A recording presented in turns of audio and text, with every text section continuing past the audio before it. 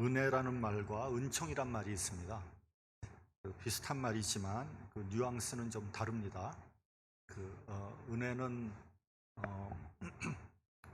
좀 수평적인 의미가 있고요. 은총은 수직적인 의미가 있습니다. 그래서 요새는 하나님의 은혜, 은총 같이 쓰지만 제가 보기에는 원래 은총이 맞다. 하나님의 은혜보다는 하나님의 은총이 더 맞다고 생각합니다. 그러니까 은총은 높은 사람이 아랫사람에게 베푸는 특별한 사랑을 의미한다고 볼 수 있습니다. 우리가 부모님의 사랑과 은혜가 있다 없다 혹은 받았다 안 받았다 이런 말 가끔 하는데 그 말 자체가 저는 잘못됐다고 생각합니다. 부모님의 사랑과 은혜는 원래 있는 거예요. 다만 우리가 sometime 그거를 깨닫지 못할 뿐인 거죠. 성경에 나오는 탕자의 비유가 있습니다. 둘째 아들이 아버지에게 자기에게 속한, 자기에게 상속될 재산을 미리 달라고 요구를 해서 먼 타국으로 떠났습니다. 이런 행동을 우리는 배은망덕이라고 합니다. 은혜를 저버리는 행동이죠. 그래서 탕자는 타국에서 호랑방탕하게 그 많은 재산을 다 써버리지 않았습니까? 그리고 그 나라에 큰 가뭄이 들었어요. 먹을 게 없어요. 그 탕자는 할 수 없이 나가서 처음 하는 돼지치는 일을 하지 않습니까? 너무 배가 고프니까 돼지가 먹는 쥐염 열매를 먹고 배를 채웁니다. 이렇게 혹독한 고난을 당하고 난 다음에 비로소 멀리 계신 아버지의 은혜를 생각하게 되는 거죠. 아버지 집에는 먹을 것이 풍족한데 나는 여기서 굶어 죽게 되었구나. 차라리 아버지께로 돌아가지 않습니까? 그 아버지에게로 돌아오고 난 다음에 탕자가 한 말이 의미심장합니다. 아버지여, 내가 하늘과 아버지께 죄를 얻었나이다. 회개합니다. 그러니까 이 말이 무슨 말이냐면 하나님과 아버지의 은혜 가운데 있었는데 그 은혜를 깨닫지 못했다는 거예요. 받은 은혜에 맞게 살지 못했다는 거죠.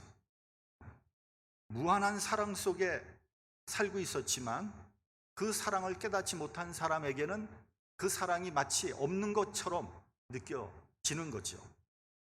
어느 노 목사님의 설교집에 나온 간증 이야기입니다. 이 목사님은 어려서부터 이제 아버지한테 많이 맞았대요. 그래서 그때마다 아버지가 나를 사랑하지 않는구나 이렇게 생각을 했었다는 거예요. 이제 그러다가 이제 6.25 사변이 터졌습니다. 이 목사님의 고향은 이북 평양 근처예요. 인민군들이 학도병을 차출한다고 고등학교 다니는 남학생들을 전부 다 잡아들이는 거예요. 그러니까 이 목사님 그 당시 고등학교 다녔는데 도망을 쳤습니다. 도망을 쳐서 산속에 있는 굴 속에 숨었어요. 근데 굴 속에 숨는다고 일이 해결되는 게 아니잖아요. 먹을 게 있어야지. 근데 그 먹을 것을 아버지께서 매일 목숨을 걸고 밥을 날라준 거예요. 그 모습을 보면서 아버지가 나를 진심으로 사랑했구나 하는 것을 깨달았다는 거예요. 그러니까 아버지의 사랑이 없었던 게 아니에요. 내가 느끼지 못했던 것뿐이죠. 하나님의 은총도 마찬가지 아니겠습니까? 하나님의 사랑이 없는 것이 아니에요. 다만 우리가 깨닫지 못하는 것뿐이죠. 많은 사람들이 하나님의 사랑이 어딨냐? 하나님이 어딨냐? 보여달라. 하나님의 사랑이 있으면 내가 이 모양 이 꼴로 사는 거냐? 이렇게 이제 불평을 합니다만 사실은 하나님의 보이지 않는 손이 우리를 지금까지 지키시고 인도하셨다는 것을 우리는 알아야 돼요. 제가 지금 오늘 이 시간 하나님의 일반 은총, 특별 은총에 대해서는 얘기할 시간도 없고요. 그러나 하나님은 항상 우리를 지켜 보호하고 계신다는 것을 우리는 알아야 합니다. 우리는 이 세상에 태어나면서부터 수많은 인연을 맺고 삽니다. 좋은 인연도 있고요, 나쁜 인연도 있습니다. 좋았다가 나빠진 인연도 있고요. 나빴다가 좋아진 인연도 있습니다. 처음부터 시작부터 좋은 인연도 없고요. 처음부터 나쁜 인연도 없습니다. 친구로 시작했다가 원수가 되는 경우도 있고요. 반대로 원수의 관계였다가 친구가 되는 그런 경우도 있습니다. 한때 사랑했었는데 결말은 원수가 되기도 합니다. 열렬히 사랑해서 결혼했는데 불과 몇 년 살지도 못하고 헤어지는 경우도 있습니다. 다양한 인간의 삶이 있는 거 아니겠습니까? 얼마 전에 그 목사님들이 모였습니다. 모여서 함께 얘기를 좀 나눴는데 이제 보통 5월은 가정의 달이라고 정해서 목사님들이 5월 달에는 가정에 대한 설교를 많이 합니다. 근데 그 중에 한 목사님이 가정의 달 설교를 하는데 이혼은 하나님께서 원하지 않는 죄입니다. 이렇게 설교를 한 거예요. 근데 거기에 이혼을 한 그 사람이 있었는데 이 사람이 그 설교를 듣고 상처를 받았습니다. 그래서 이 목사님한테 이메일을 보냅니다. 보내서 이렇게 말을 합니다. 목사님, 누군 이혼하고 싶어서 했나요? 그리고 한번 엎질러진 물을 도로 주워 담을 수도 없지 않아요. 목사님은 남의 사정도 모르면서 어떻게 이렇게 함부로 이혼이 나쁘다고 정죄를 합니까? 그러면 하나님의 말씀으로 위로받고 싶은 성도들은 어디 가서 위로를 받아야 하나요? 말이 되죠. 곤란한 얘기입니다. 그래서 저는 5월이라고 가정의 달이라고 가정에 대한 설교를 잘 안 합니다. 너무 여러 가지가 걸리기 때문에. 사람의 인생은 그렇게 간단하지 않습니다. 인간사가 마치 실타래가 얽힌 것처럼 얽혀 있어요. 칼로 무를 자르듯이 맞다 틀리다, 옳다 그르다 판단하기 어려운 것들이 많이 있습니다. 그래서 함부로 판단할 수 없고요. 쉽게 정죄할 수 없습니다. 그렇다고 해서 옳지 않은 것을 옳다고 얘기할 수는 없는 거 아니겠습니까? 그러나 인간의 삶에 있어서 이것만은 틀림없는 것 같아요. 인간은 본래 하나님의 형상을 닮은 복된 존재였어요. 그러나 마귀에게 속아서 하나님의 명령에 불순종함으로 말미암아 마귀의 종으로 전락한 거죠. 그래서 복이 불행이 됐고요. 기쁨과 소망이 슬픔과 절망으로 변질된 거예요. 그래서 우리는 아픔과 고난과 상처를 그 속에서 살아가게 되었습니다. 불교에서는 인생을 고해라고 합니다. 고난의 바다라는 거죠. 근데 불교에서 그렇게 얘기하지 않아도 인생은 고해라는 사실을 모르는 사람은 없습니다. 창세기에서도 아담과 하와가 죄를 짓고 에덴 동산을 쫓겨나게 되었을 때 하나님께서 이렇게 말씀하셨어요. 내가 내 아내의 말을 듣고 내가 너더러 먹지 말라 한 나무 실과를 먹었은즉 땅은 너로 인하여 저주를 받고 너는 종신토록 수고하여야 그 소산을 먹으리라. 땅이 내게 가시덤불과 엉겅퀴를 낼 것인즉 내가 얼굴에 땀을 흘려야 식물을 먹고 필경에는 흙으로 돌아가리라.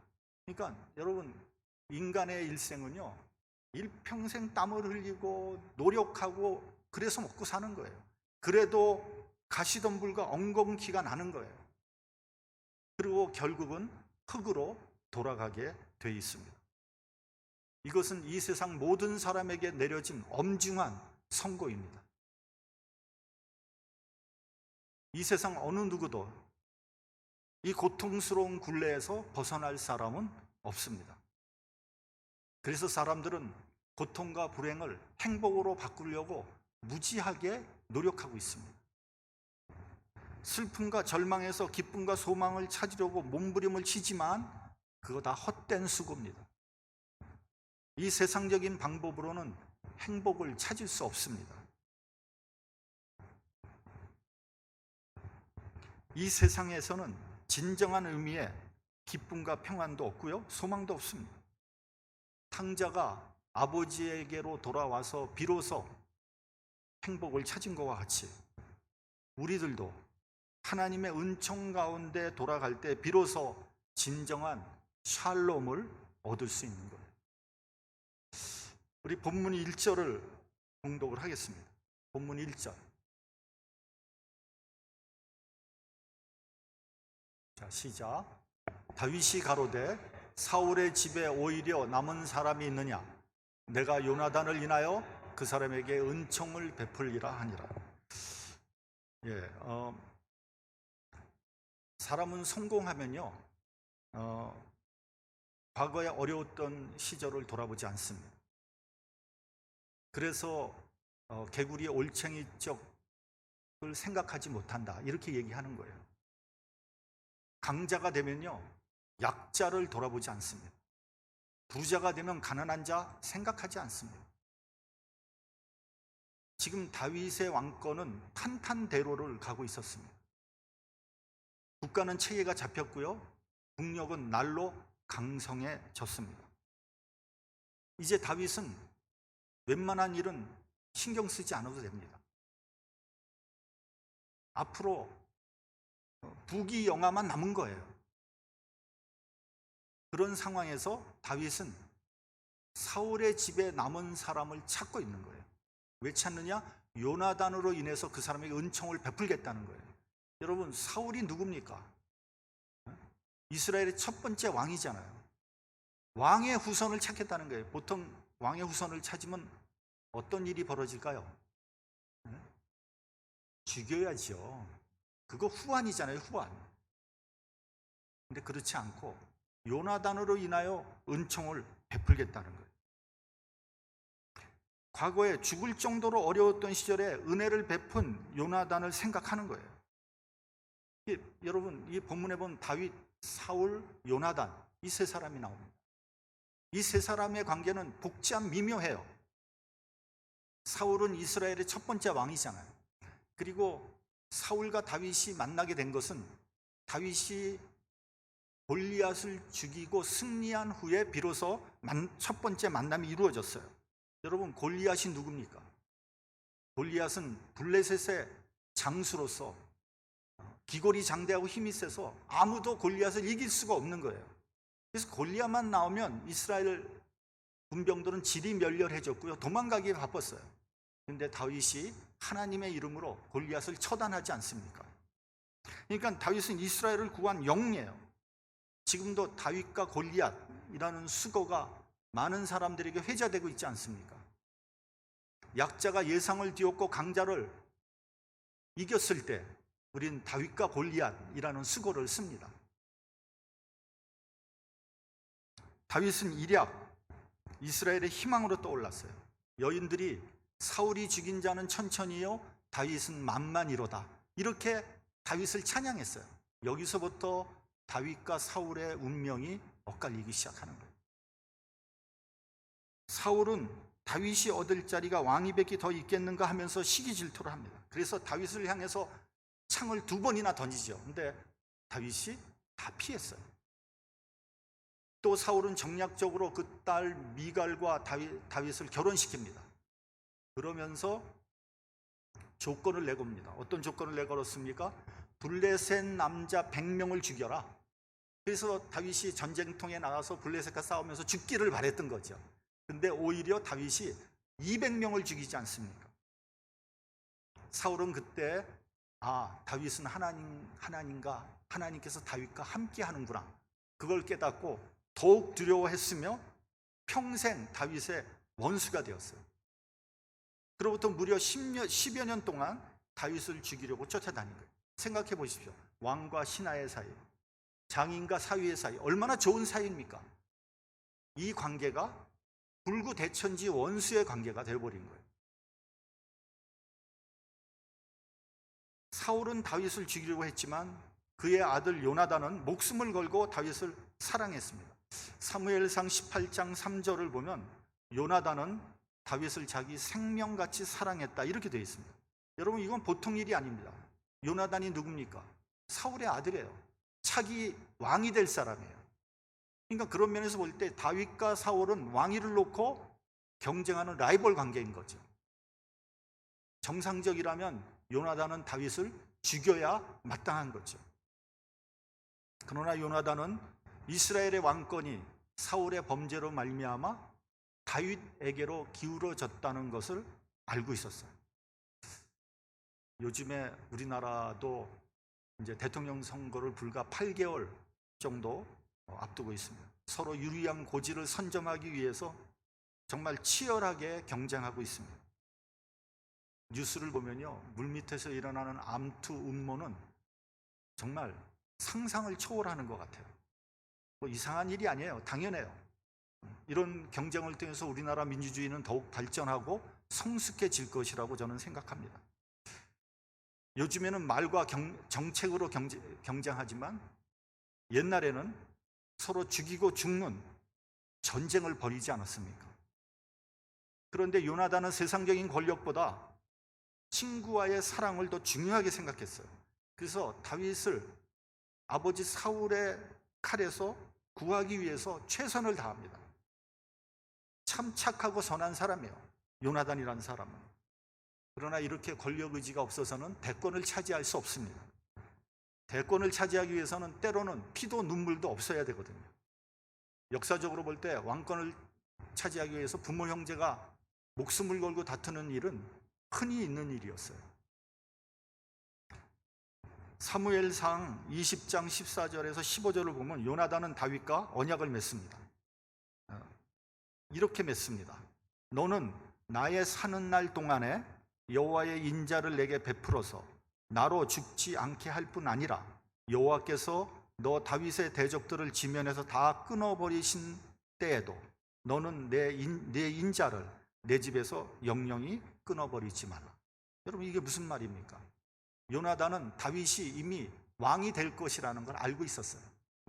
그래서 다윗, 네가 왕이 되더라도 우리 집안은 보호해 달라는 거예요. 인자를 베풀어 달라는 거예요. 자, 여기까지 생각하면 머리가 복잡해지는 거예요. 다윗에게 사울 왕은 원수예요. 그러나 생명같이 사랑하는 친구 요나단의 아버지며 장인이에요. 또 사울 왕은 하나님의 기름 부음을 받은 하나님의 종이에요. 다윗은 그의 신하입니다. 사울은 왕의 위치에 있었던 사람이고요, 마땅히 존경받아야 할 사람이에요. 그러나 사위이며 신하인 다윗을 죽이려고 혈안이 돼 있는 패역한 폐륜적인 사람이에요. 도덕적으로나 윤리적으로나 비인간적인 사람이며 하나님의 버림을 받은 사람이에요. 자, 이 사람을 어떻게 해야 됩니까? 이 사람을 존경해야 됩니까? 멸시해야 됩니까? 이 사람에게 충성을 해야 됩니까? 아니면 죽여버려야 됩니까? 이 사람을 사랑해야 됩니까? 아니면 원수같이 취급해야 합니까?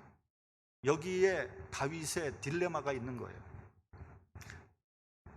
오늘 본문을 보면 다윗이 말합니다.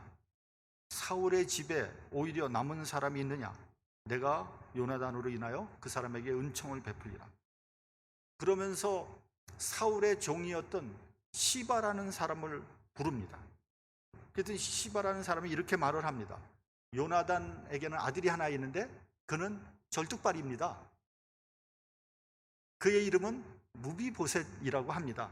그러니까 여러분, 다윗은 무비보셋에게 은총을 베풀려고 하는데 사울의 종이라는 사람, 평생을 사울의 은혜 아래 살았던 시바라는 사람은 무비보셋을 절뚝발이라고 하면서 멸시를 하는 거예요. 요즘 말로 디스해 버리는 거죠. 그 쓸모없는 사람입니다. 한마디 더 나가면 그 사람 죽여버리십시오. 아마 이렇게까지 아마 나가지 않을까 생각이 됩니다. 이것이 세상에 속한 세상적인 사람들의 모습이에요. 세상 사람들은요, 어떻게 해서든지 하나님의 자녀를 헐뜯고 깎아내리려고 합니다. 그러나 걱정할 필요는 없어요. 하나님께서는 마귀의 참소에 흔들리지 않습니다. 하나님은 자녀들에게 은총을 베푸시는 분이에요. 무비보셋은 사울의 손자며 요나단의 아들입니다. 사울의 혈족 중에 단 한 사람 남은 사람이에요. 사울 왕을 생각하면 원수의 씨앗입니다. 뭐 지금 당장 죽여도 아무런 문제가 없는 그런 사람입니다. 아마 다른 사람 같으면 죽였을 거예요. 그러나 다윗의 생명을 살려준 사랑하는 친구 요나단을 생각하면 그는 하나 남은 혈족인 것이죠. 여러분, 이런 관계는 우리 삶 속에서도 얼마든지 나타날 수 있습니다. 어떤 사람을 볼 때 그 사람의 성격이나 그 사람의 그 삶은 다면적입니다. 좋은 점도 있고요, 나쁜 점도 있는 거예요. 강점도 있고 약점도 있는 거예요. 이런 면도 있고 저런 면도 있는 거예요. 여러분, 강점만 가진 사람도 없고요, 약점만 가진 사람도 없습니다. 그렇다면 여러분, 우리는 인간관계를 맺을 때 무엇을 보아야 합니까? 강점과 장점을 봐야죠. 약점만 보고 단점만 보면 아무 일도 할 수 없어요. 인간관계가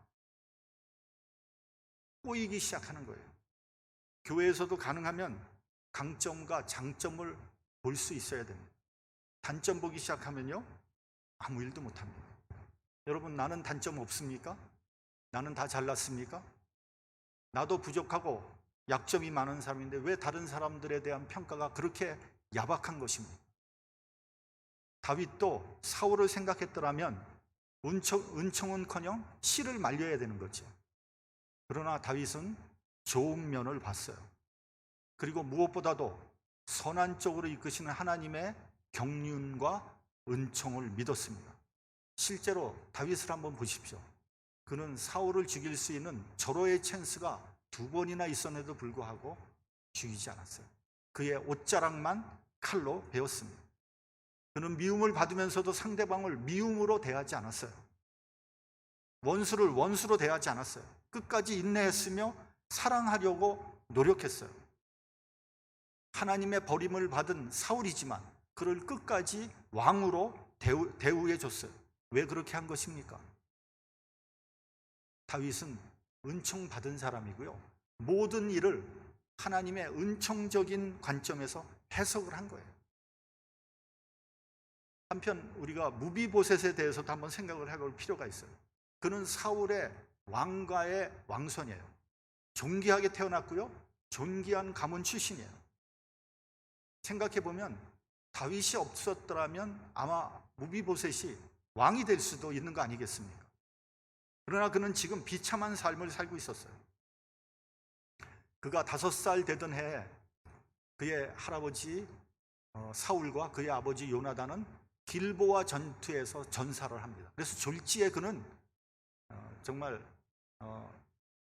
황손에서 고아가 되어버립니다.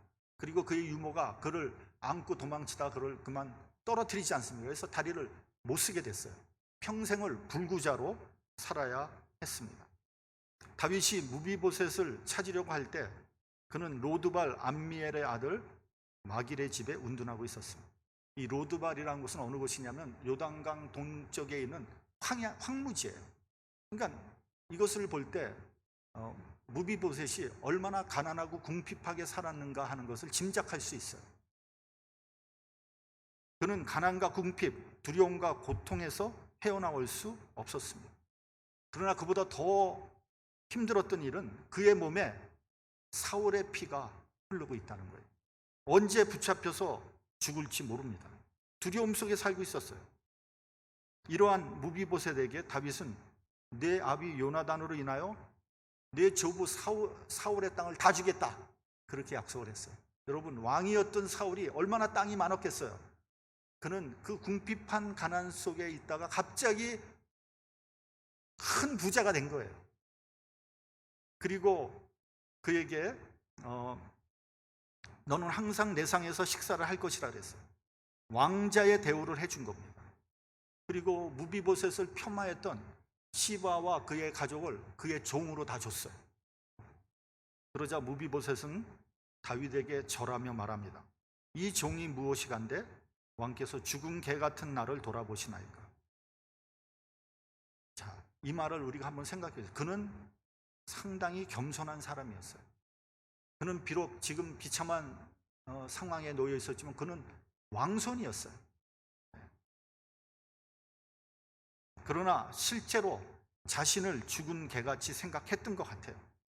그리고 할아버지 사울이 얼마나 다윗을 죽이려 했는지 그는 알고 있었습니다. 그러니까 다윗이 지금 죽여도 그는 할 말이 없는 거예요. 그런데 분에 넘치는 대우를 받으니까 황송하기도 했고 두렵기도 했을 겁니다. 여러분, 이것이 바로 은혜예요. 은혜라는 것은요, 아무것도 할 수 없는 쓸모없는 존재인데 분에 넘치는 대우를 누리게 된 것, 혜택을 받게 된 것, 그것이 바로 은혜 아니겠습니까? 여러분, 은총 받은 자는 은총을 베풉니다. 은총적인 사랑을 베풀게 됩니다. 반대로 시기와 미움으로 가득한 사람은 은혜를 원수로 갖게 되는 거예요. 왜냐하면 그 사람은 부정적인 면만 보기 때문에 그런 거예요. 한 30년 정도 된 일인 것 같네요. 제가 그때 이제 교회를 다니고 있었는데 그때 젊은 부부가 있었어요, 교회에. 근데 이 사람들이요, 세탁소에서 일하면서 고생을 엄청나게 했어요. 그런데 이 사람에게는 영주권이 없어요. 그러니까 일하는 것도 힘들고 영주권도 없고 얼마나 힘듭니까? 이제 그것을 알고 목사님이 그 사람에게 영주권을 해줬어요. 그 당시에는 영주권 해주기가 지금처럼 어렵지 않았어요. 목사님이 마음만 먹으면 물론 합법적이진 않았지만 영주권 얼마든지 만들 수 있었어요. 영주권 만들었어요. 근데 영주권을 다 받고 난 다음에 이 사람이 교회를 떠나면서 목사님을 욕을 하고 떠나더라고요. 물론 목사님도 잘못한 게 있죠. 그 사람이라고 무슨 펄펙한 사람 아니니까. 그러나 다른 사람은 다 욕해도 그 사람은 욕하면 안 되는 거지. 그것이 바로 은혜를 저버리는 행위인 것 아니겠습니까? 시편 8편을 보면 다윗은 이렇게 고백합니다. 사람이 무엇이간데 주께서 저를 생각하시며 인자가 무엇이간데 주께서 저를 권고하시나이까. 이것이 은총을 아는 자의 자세입니다. 내가 도대체 무엇인데 하나님께서 저를 생각하시며 저를 권고하시나이까. 자격이 있다 없다 말할 수 없어요. 은총에는 조건이 없기 때문입니다. 나 같은 죄인도 은총을 받았다 외에는 아무 조건이 없는 거예요. 십자가를 바라보는 순간 모든 미움과 불평과 원망이 사라지고 모든 사람을 사랑으로, 은혜로 대할 수 있게 되는 겁니다. 여러분, 다윗의 이름이 성경에서 약 800여 회 나온다고 합니다. 성경에서 제일 많이 이름이 거론되는 사람이 바로 다윗이에요. 이 말은 무슨 말이냐면 다윗은 하나님으로부터 가장 큰 사랑을 받았다는 방증이라고 말할 수 있어요. 그렇다고 다윗이 완벽한 사람은 아니었어요. 그것도 허물이 많았던 사람이에요. 그러나 다윗이 하나님의 은총을 받은 이유는 하나님의 은총을 받고 그 은혜를 나눌 줄 아는 사람이었기 때문에 은총을 받은 거예요. 원수를 은혜로 갚은 사람이 바로 다윗입니다. 저는 여러분과 여러분의 가정이 하나님의 은총 속에 살아가기를 원합니다. 그 하나님의 은혜를 깨닫고 그 은혜를 나누는 그러한 여러분과 여러분 가족이 되길 바랍니다. 하나님의 은총이 항상 여러분과 여러분의 가정에 충만하기를 주님의 이름으로 축원합니다. 기도하겠습니다.